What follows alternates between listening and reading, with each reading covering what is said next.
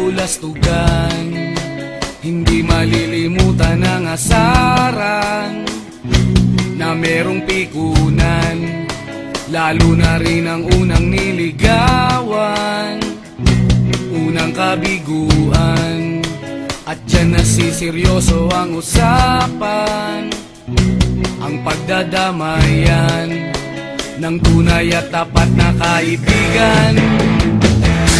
Kung mga buwan, kaibigan namang maaasahan. Oh, di na tayo babata, edad may di nahahalata.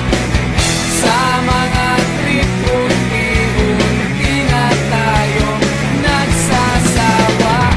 Pero kahit ganon, barkadang matatag hanggang sa ngayon. Minsan man magkita, tiyak may kwela, yan ang aking mga tropa.